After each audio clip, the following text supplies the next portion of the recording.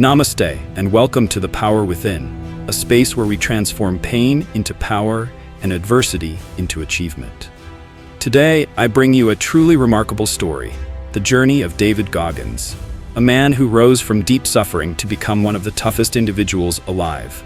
If you have ever felt helpless, defeated, or uncertain about your future, this story will touch your heart and awaken your spirit. But before we begin, my humble request. Please like this video if you believe in the power of self-transformation. Share it with someone who needs inspiration today. And if this message resonates with you, do subscribe to our channel for more powerful content on motivation, discipline, and self-development. Now, let us begin this extraordinary journey.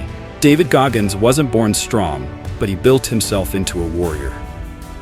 I remember the first time I saw Goggins during SEAL training. He wasn't the biggest guy, not the fastest, and definitely not the loudest. But there was something in his eyes, something raw, something broken, but burning. We were all getting crushed by Hell Week, and many around us were quitting. One by one, strong men rang the bell. But Goggins, he just kept going. Later, when I learned about his past, the abuse, the poverty, the racism, I realized his strength didn't come from genetics, it came from suffering. Real, soul-deep suffering that most of us couldn't even imagine. While we had been sharpening our minds and bodies for years, Goggins had been surviving a war long before the military. He wasn't born strong, he was forged. What made him different wasn't talent, it was mindset. He trained himself to be comfortable in discomfort. He turned pain into fuel. And when everyone else wanted to escape the misery, he leaned in. That's what made him dangerous, not just physically, but mentally indestructible. If you're looking for proof that greatness isn't inherited, it's earned, just look at Goggins. He's living proof that no matter where you start, you can rewrite your story. He wasn't born strong. He built his strength rep by rep, mile by mile, and day by brutal day. He didn't just grow up in hardship, he survived a war long before the battlefield.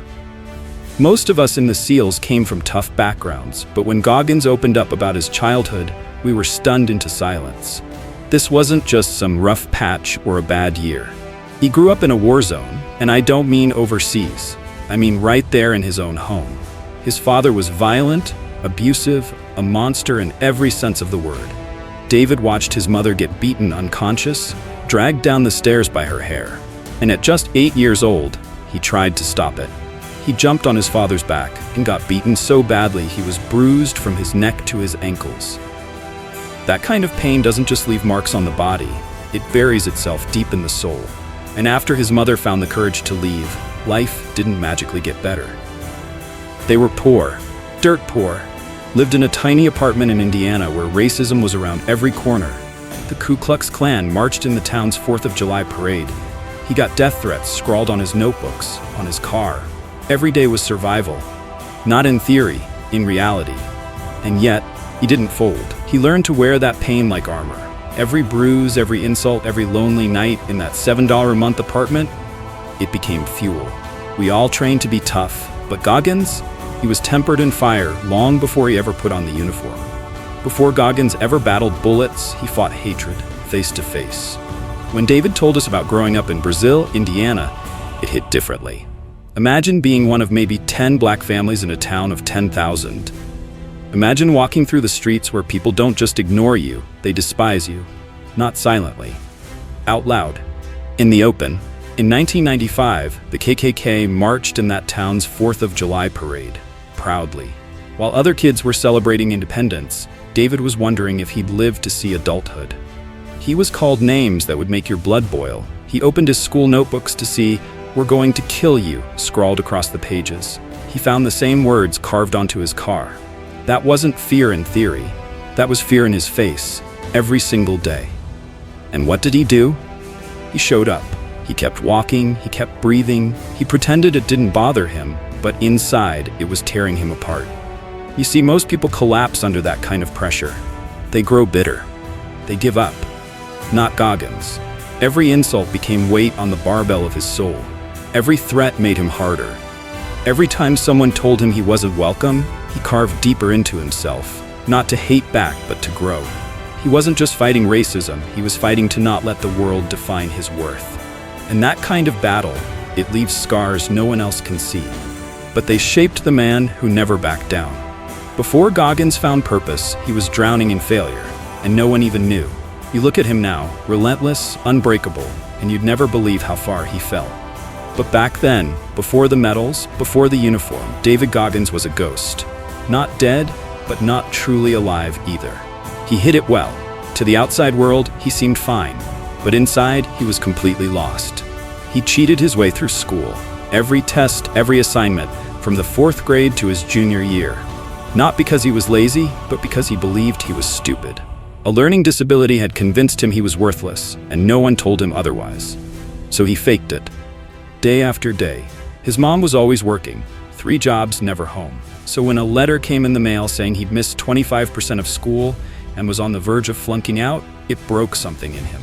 That night, lying in bed while his mother read that letter out loud, he cracked. Not loudly, quietly, he just gave up. Then came the food, the numbing. He ballooned up to nearly 300 pounds, ate his pain, hid from mirrors, hid from life. He took a job spraying for cockroaches, came home reeking of chemicals and disappointment. Every day blurred into the next. He wasn't training to be a warrior, he was vanishing, slowly, quietly, hopelessly. And yet, buried beneath all that weight, beneath all that shame, a tiny spark refused to die. It just needed one reason, one moment to ignite. There are moments in life that arrive quietly, but they change everything. For David Goggins, it was a simple evening. He had returned home from another long day at a job he did not love, spraying chemicals for pests, carrying both physical weight and emotional heaviness. Tired and uninspired, he turned on the television while preparing to shower. What he saw next would shake the very foundation of his soul. On screen, Navy SEALs were training. The water was cold, the pressure immense. Men were quitting one by one, ringing the bell and walking away. But some stayed, some endured. Goggins stood there, watching, captivated, not by the uniforms or the yelling, but by the spirit of the men who refused to quit.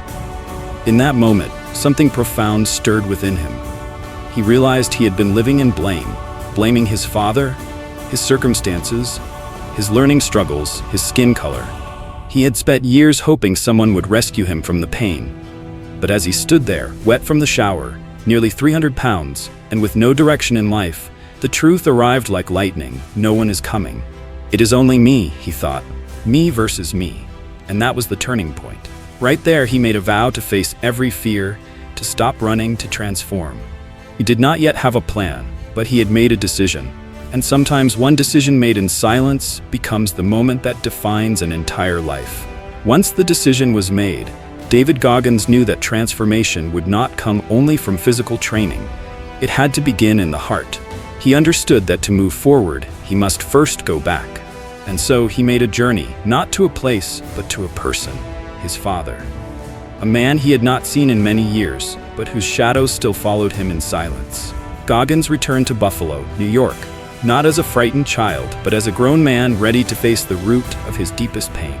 When he saw his father again, nothing had changed. The same harshness, the same anger, the same refusal to take responsibility. There was no apology, no understanding, only more blame, more bitterness, directed at Goggins' mother, at his grandparents, at the world. But Goggins did not go there looking for an apology. He went to understand. And in that moment, as he sat across from the man who had once beaten him, he saw something he had never seen before. A man who was broken too, who had never healed, and who had passed that suffering down like an inheritance. Goggins realized something powerful. The pain he carried was not born inside him. It was given to him. And just as it was passed down, he could choose to end it. He looked at his father not with hatred, but with clarity. You gave me this pain, he thought, but I will be the one to heal it. That is the strength of a true warrior. Not in vengeance, but in liberation. And that visit was not for closure, it was for courage. Sometimes inspiration does not come from real life. It comes from a story, a screen, a moment that mirrors your own hidden battle. For David Goggins, that moment came through a film, Rocky. As a boy, he watched it not for entertainment, but for something far more important, belief. He would rewind the VHS tape again and again to round 14, the moment when Apollo Creed was beating Rocky to a pulp. And yet Rocky refused to stay down. Bloodied, broken but rising. That scene left a mark on young David's heart, deeper than any bruise his father had ever given. Because Rocky was not supposed to win, he was supposed to lose. But by simply standing up again, by enduring, he did something far greater. He took the soul of his opponent. Goggins saw himself in that character, not the champion, but the one who kept getting up. He too was called dumb, worthless, unable to read or write properly. He too had been beaten by life. But what if, like Rocky, he could simply refuse to give up? What if he could rise again and again until pain itself gave up on him? That idea, that image, became sacred. It became the seed of his transformation. Not to be the strongest or the fastest, but to be the one who never quits. That was the moment he stopped searching for permission and started becoming his own kind of fighter. Not in the ring, but in life. Becoming a Navy SEAL is not simply about physical strength. It is a test of spirit, of the human will under the harshest of conditions. And for David Goggins, it was the crucible where all his pain, all his anger, all his buried power would finally take shape. Hell Week, they call it, 130 hours of relentless training with barely 2 hours of sleep. It is designed to break even the strongest men, to expose the limits of endurance, and to reveal who truly belongs. Many enter, few survive. But Goggins, he embraced the suffering, not because it was easy, but because he had already lived through something harder. He had been broken before, by his father, by racism, by poverty, by failure. And this, though brutal, was pain with purpose. While others dropped out, ringing the bell in surrender, Goggins dug deeper into a part of himself few ever access. He did not just want to pass, he wanted to transform. And he knew that could only happen through fire. He built what he called calluses on the mind. Just like the calluses on his hands, thick layers of mental toughness forged through hardship. When his body screamed to stop, his mind took over. When every muscle wanted to quit, his soul said continue. In that crucible, he became more than a soldier. He became a warrior of discipline. He did not conquer Hell Week by avoiding pain.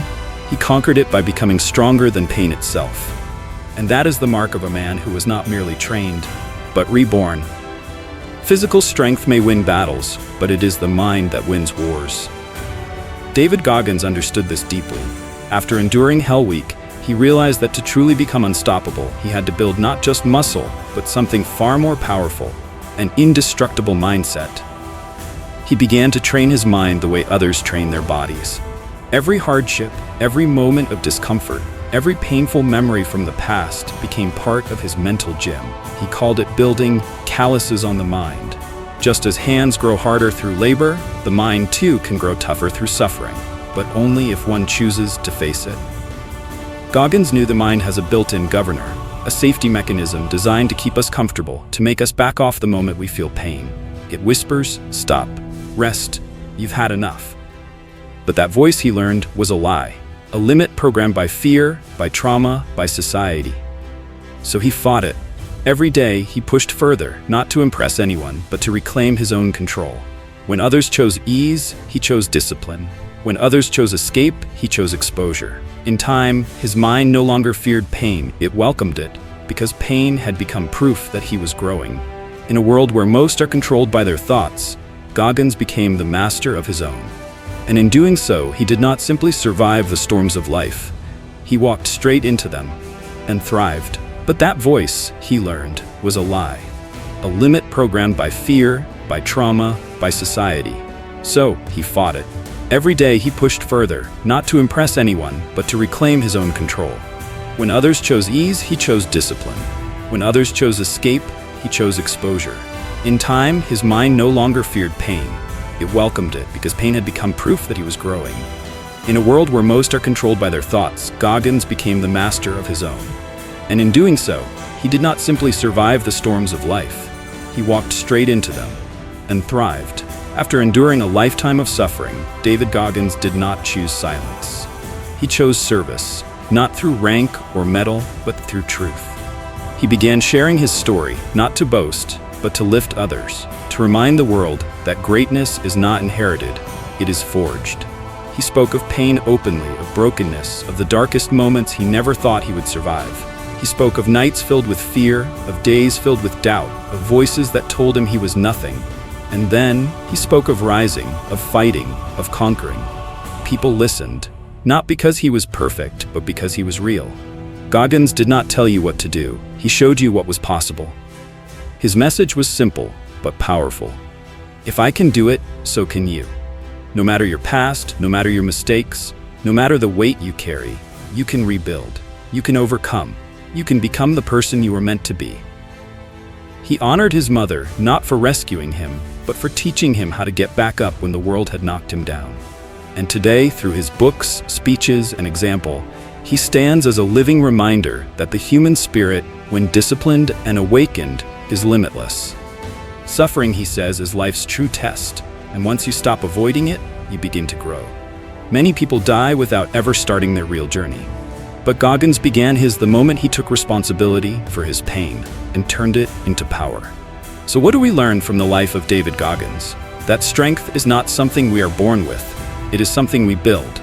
Through pain, through failure, through choosing discipline over comfort and courage over excuses. Goggins did not have an easy life. He had every reason to quit, but he chose to rise, again and again. He transformed trauma into triumph and suffering into service. His story is not just about running ultramarathons or surviving Hell Week. It is about taking full responsibility for your life and refusing to be defined by your past. The lesson is simple, my friends. You may not control where you start, but you absolutely control where you go from here. Your mind is your greatest weapon. Sharpen it. Your pain is not your prison. It can be your power. The journey is not easy, but it is yours to walk. If this message inspired you, even in a small way, please consider liking this video, sharing it with someone who needs to hear it, and leaving a comment below. We would love to hear your thoughts. And don't forget to subscribe to The Power Within for more powerful stories that remind you your limits are not real unless you accept them.